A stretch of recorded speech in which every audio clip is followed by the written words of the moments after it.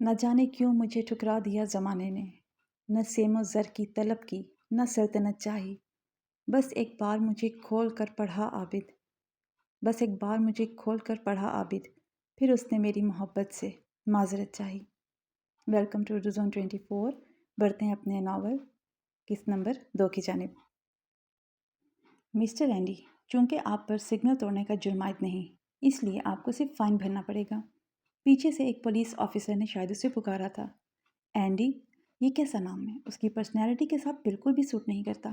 روح نے برا سا منہ بنایا، پھر چور نظروں سے اس کی طرف دیکھا جو ٹیبل پر جھکا کوئی فائل سائن کر رہا تھا۔ نہ جانے اسے اچانک کیا سوجی جو اپنی بلو جیکٹ کی ہوڈی سر پر لے لی۔ روح نے اس کی حرکت کو بغور نوٹ کیا، تبھی وامک بھاگتا ہوا اس کی طرف آیا۔ کیا ہوا میری بیٹی کو؟ تم لوگوں نے اسے جیل کے اندر تو نہیں ڈالا؟ جیسے ہی وامک اس کی طرف بڑھ رہا تھا، اینڈی وہاں سے نکلتا چلا گیا۔ فی الحال تو نہیں وامک خانزادہ، تم سے ملاقات کچھ وقت کے بعد ہوگی۔ جیکٹ کی جیبوں میں ہاتھ ڈالے اس کے چہرے کے تاثرات پہلے کے برعکس اب حد درجہ سخت ہو گئے تھے۔ تم دونوں کو کیا ضرورت تھی کسی کے ساتھ ریس لگانے کی؟ یہ پاکستان تو نہیں ہے جہاں تم کوئی بھی الٹی سیدھی حرکتیں کرو گی اور کوئی کچھ بولنے والا پوچھنے والا نہیں ہوگا۔ جانتے بھی ہو کتنا بڑا فائن بھرنا پڑا ہے مجھے۔ اس کے علاوہ تم دونوں پر کیس بنتا تھا، یہاں تو رشوت کھلا کر بھی بات نہیں بنتی۔ اگر تم دونوں کی کئی لوگوں سے سفارش لگوا کر قسم نامہ سائن نہ کروایا ہوتا تو آج تم دونوں جیل میں سڑ رہی ہوتی۔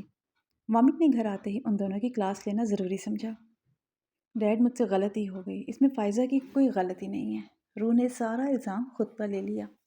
میں جانتا ہوں آج تک اس نے کوئی ایسی حرکت نہیں کی ہے، میں نے ہی تمہیں بگاڑا ہے۔ اب بگاڑا ہے تو بھگتیں۔ روح نے دونوں بازو وامک کی گردن کے گرد حائل کیے۔ ہاں، میں نے تمہیں بگاڑا ہے تو انجام بھگتنے کے لیے بھی تیار ہوں، مگر یہ جیل جانے والی حرکت غلط ہے۔ مجھے کیا پتا تھا اتنی سی بات پر ہمیں جیل ہو جائے گی، وہ اٹھلائی۔ تو دھیان رکھنا چاہیے تھا نا، میں جو کچھ بھی بول رہا ہوں وہ تمہاری بھلائی کے لیے ہی ہے۔ اچھا، اب تم دونوں گھر میں ہی رہو، آج کہیں بھی باہر نہیں جاؤ گی۔ وامک نے ان دونوں کو سختی سے وارن کیا۔ لیکن آج تو روح کے سب سے بیسٹ فرینڈ کی شادی ہے، فائزہ درمیان میں بول پڑی۔ اچھا، ایسا کون سا دوست ہے جس کے بارے میں مجھے نہیں پتا؟ وامک کا لہجہ سخت ہوا۔ جوزف کی، فائزہ نے بھی جواب دے کر روح کی طرف دیکھا۔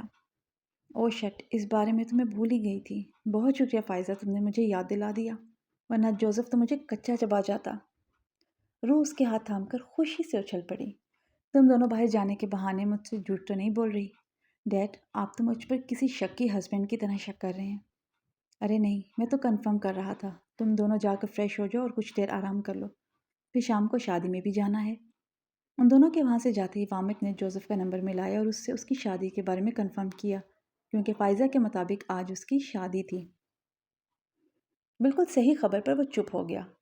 پلر کے پیچھے کھڑی فائزہ نے طنزیہ نظروں سے اس کی طرف دیکھا۔ اس دورانیے میں تمہاری نس نس سے واقف ہو گئی ہوں وامک خانزادہ۔ سر جھٹک کر وہ روح کے کمرے میں چلی گئی۔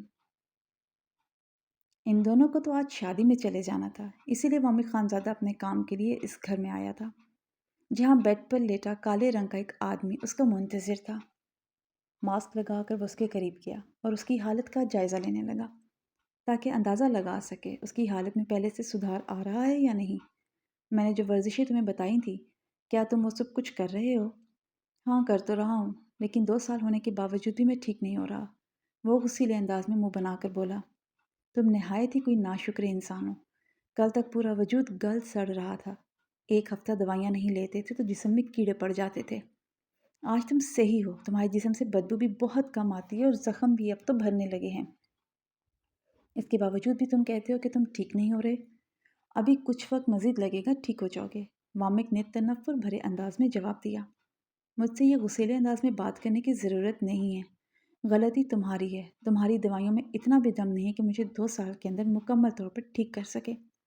اب تو مجھے ایسا لگتا ہے کہ میں نے تم پر یقین کر کے بہت بڑی غلطی کی ہے۔ وہ نحوست سے گویا ہوا۔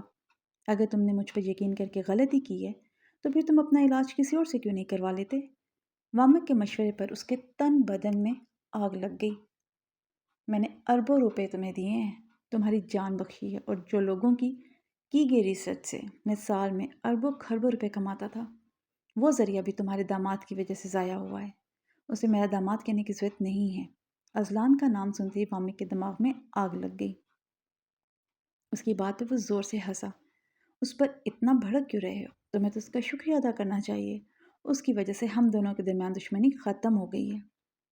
ویسے تمہاری دشمنی حقیقت میں اپنے داماد سے ہی سچی نکلی۔ میرے ساتھ دشمنی کا تو شاید تم ناٹک کرتے تھے۔ اسی کی بات سن کر وامک کے پورے وجود میں سنسنی سی دوڑ گئی۔ یہ ایک کڑوی حقیقت تھی جسے وہ چاہ کر بھی نظر انداز نہیں کر سکتا تھا۔ ازلان شاہ سے دشمنی نبھانے کی خاطر اس نے اپنی بیوی کے قاتل کو معاف کر دیا تھا، اور آج نوبت یہاں تک آ گئی تھی کہ اس کا علاج بھی وہ خود کر رہا تھا، جس سے اپنی ریسرچ بچانے کے لیے خود کو سالوں سال اس نے قید میں رکھا۔ آج اپنی ہی ریسرچ اس کے نام کر ڈالی تھی۔ اس کی بیماری ختم کرنے کی خاطر وہ دن رات کوشش کرتا تھا، لیکن شاید ازلان شاہ سے دشمنی برقرار رکھنے کی خاطر وہ اس انسان کی غلامی بھی کر سکتا تھا، اور یہ بات اس کے لیے قطعی غلط نہیں تھی۔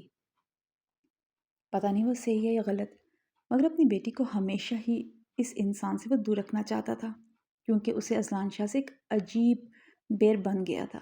شاید اس لیے کہ آج تک اسے کوئی جھکا نہیں پایا تھا، مگر ازلان شاہ پر اس کا کوئی حکم نہیں چلا، نہ ہی اس نے وامک کی کسی بات کو خاطر میں لیا۔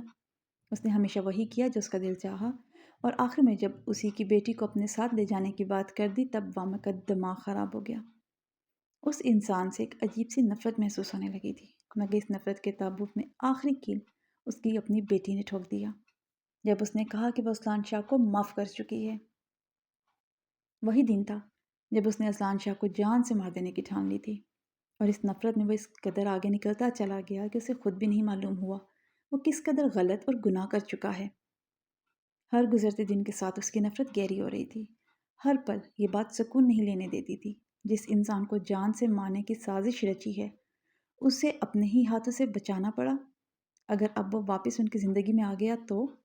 یہ سوچ بہت پہلے اس کے دماغ میں آئی تھی، اور اسی سوچ کے چلتے وامک نے ایسی سازشیں رچی تھی کہ اگر وہ واپس ان کی زندگی میں آ بھی جائے تو اس کی بیٹی خود ہی اپنے ہاتھوں سے ازلان شاہ کی جان لے لے گی۔ آج بڑے دنوں بعد اپنی جان سے ملا، دل خوش ہو گیا۔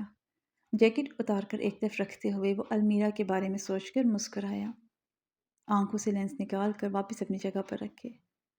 پتہ نہیں یہ لڑکیاں سارا سارا دن لینزز لگا کر کیسے گھوم لیتی ہیں۔ مجھے تو کچھ وقت کی ایکٹنگ کے لیے ہی یہ برداشت کرنا محال ہو گئے تھے۔ وارڈروب سے اپنے لیے کپڑے منتخب کر کے وہ فریش ہونے چل دیا۔ وائٹ شرٹ، بلیک پینٹ کوٹ اور ریڈ ٹائی کی نوٹ باندھنے کے بعد وہ دل جمے سے اپنی تیاری میں مصروف ہو گیا۔ چہرے پر مسکراہٹ رقصاں تھی۔ آج بھی اسے میری نظروں سے فرق پڑتا ہے، میری قربت اس کا دل دھڑکاتی ہے۔ جب وہ اس کی طرف جھکا تھا تو اس کی نظریں مسلسل المیرا کے تاثرات کا جائزہ لے رہی تھی، اور جہاں تاثرات دیکھنے کو ملے اسے دیکھ کر ازلان شاہ کا دل اندر تک سرشار ہو گیا۔ یہ میرے لیے خوشخبری ہے، لگتا ہے مجھے زیادہ محنت نہیں کرنی پڑے گی۔ بالوں کو اچھی طرح سیٹ کر کے اس نے اپنی تیاری پر آخری نظر ڈالی، اور پھر پرفیوم اٹھا کر خود پر سپرے کرتے ہی فائزہ کو کال ملا دی۔ تم دونوں کب تک نکلو گے؟